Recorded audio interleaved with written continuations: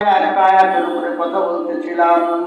কোরআন শরীফের 28 নম্বর পারা, কোরআন শরীফের 28 নম্বর পারা, 66 নম্বর সূরা, সূরাতুত তাহরিম। এই সূরাতুত তাহরিমের 6 নম্বর আয়াত থেকে আল্লাহ রাব্বুল আলামিন বলেন, আগে নিজে নিজেকে সংস্কার করো, জাহান্নামের আগুন থেকে বাঁচাও। এ বান্দা বান্দী, আগে পরকালের জন্য নিজকে নিজে তৈরি করো। ছেলে মেয়ে বউ বাচ্চা যারা আছে, চেয়ারম্যান তুমি নিজেকে এবং ইউনিয়নকে তৈরি করো। মেম্বার তুমি এবং তোমার ওয়ার্ডকে তৈরি করো। ও মন্ত্রীরা, তোমার নিজ নিজ এরিয়াকে তুমি তৈরি করো। এ প্রেসিডেন্ট, প্রধানমন্ত্রী, তোমার দেশকে তৈরি করো। কিয়ামতের ময়দানে এই শেখ হাসিনাকে জিজ্ঞাসা করা হবে বাংলাদেশের প্রতিটি মুসলমান, প্রতিটি মানুষের ব্যাপারে, তাদের হকের ব্যাপারে। এই সরকারকে, এই হাসিনা ম্যাডামকে জিজ্ঞাসা করা হবে, খালেদা ম্যাডামকে জিজ্ঞাসা করা হবে, এরশাদ চাচাকে জিজ্ঞাসা করা হবে, আব্দুল সাত্তার চাচাকে জিজ্ঞাসা করা হবে। ভাইরা আমার, যারা বাংলাদেশের হাল ধরেছেন, যারাই ক্ষমতায় ছিলেন, আছেন, সামনে যাবেন, তাদের প্রত্যেককেই আল্লাহ রাব্বুল আলামিন কিয়ামতের ময়দানে ধরে বসবেন। আমার বন্ধুগণ, লোক চালান, লোক নেন, লোক আপনার দলে ফিরান, কিন্তু খুব সাবধান হয়ে ফিরাবেন। কারণ কিয়ামতের ময়দানে এই লোকগুলি বলবে কি, আল্লাহ পাক বলেন, অকাল্লাযীনা কাফারু রব্বানা আরিনা বাইনি আযাল্লানা মিনাল জিন্নি ওয়াল ইনসি নাজআলহুমা তাহতা আকদামিনা লিয়াকুনা মিনাল আসফালিন।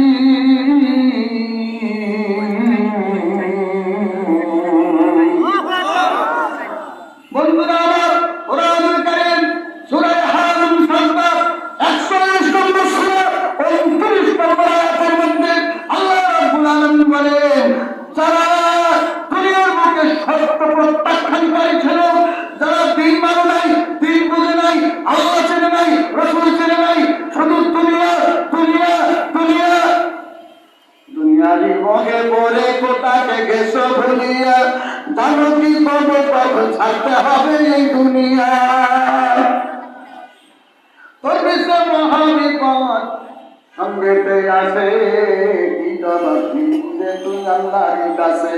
হালাল হারাম না মানিয়া কত টাকা করছো কামাই, এত টাকা রাখবা কোথায়, কাপড়ের তো পকেট নাই।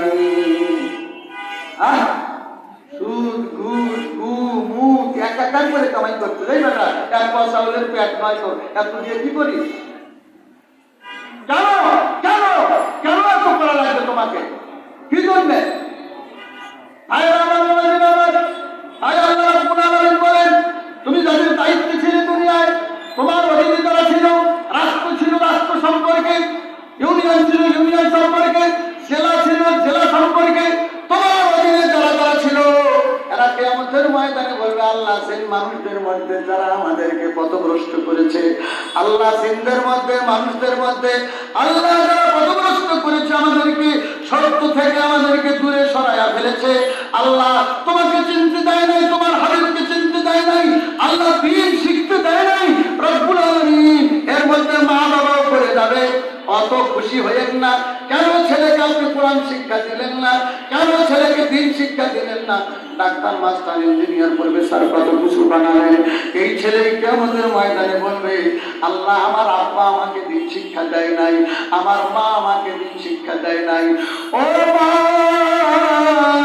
কষ্ট করে সন্তান গর্ভে ধারণ করলেন, পরিবার 32টা নারী ছাড়া যন্ত্রণা সহ্য করে দুনিয়ায় সন্তান আনলেন, রক্তের পুতুল হলেন, কলস কলস রক্ত পড়ল আপনার শরীর থেকে, কিন্তু এই ছেলেটার জানাজা নিয়ে আপনি কবরে যেতে পারলেন না। আপনার মতো আহাম্মক আর ব্যর্থ মা আল্লাহর আকাশে জমিনে নাই। কেন আজকে হজরতে বলবে আমি তার মায়ের জানাজা করা লাগবে? তুমি জানো আমার শরীরের ইমাম দিয়ে 10 বার তোমার মায়ের জানাজা করলে এই জানাজার কবুলের কোনো গ্যারান্টি নাই। কিন্তু তার সন্তান পরিবার টুকরা যদি আল্লাহু আকবার বলে মায়ের লাশ আল্লাহর সামনে নিয়ে যদি জানাজায় দাঁড়ায়া যায়, আল্লাহ বলে তাড়াতাড়ি আল্লাহ তাআলা বাবার গুনাহ মাফ করতে দেরি হবে না।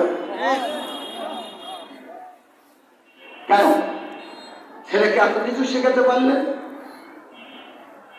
থানাবাড়ি মাদ্রাসার পাশেই কেন দিলেন না? ভাইরা আমার, এই ছেলে বলবে রব্বুল আলামিন আদাল্লানা মিনাল জিন্নি ওয়াল ইনসি, যে মানুষদের মধ্যে যারা আমাদেরকে গোমরাহ করেছিল, আমাদেরকে পথভ্রষ্ট করেছিল, বেনামাজি বেদিন বানিয়েছিল, নাজআলহুমা তাহতা আকদামিনা লিয়াকুন্না মিনাল আসফালিন, ওদেরকে দেখায় দেন আমরা আজকে পা দিয়ে খুঁজবো, হোক আমার মা পা দিয়ে লাথাবো, হোক আমার বাবা পা দিয়ে লাথি মারবো, লাথাইতে লাথাইতে জাহান্নামের দিকে নিয়ে যাব। আমি আমার ওই অফিসার কাছকে লাথায় লাথায় জাহান্নামের দিকে নিয়ে যাব। আমি আমার অভিভাবককে লাথায় লাথায় জাহান্নামের দিকে নিয়ে যাব। কোরআন শরীফের আয়াত নাম্বার তো বলে দিছি, বাড়িতে দেখবেন এই আয়াতের ব্যাখ্যা দেখবেন। সূরা হামিম সিজদা বলছি 41 নম্বর সূরা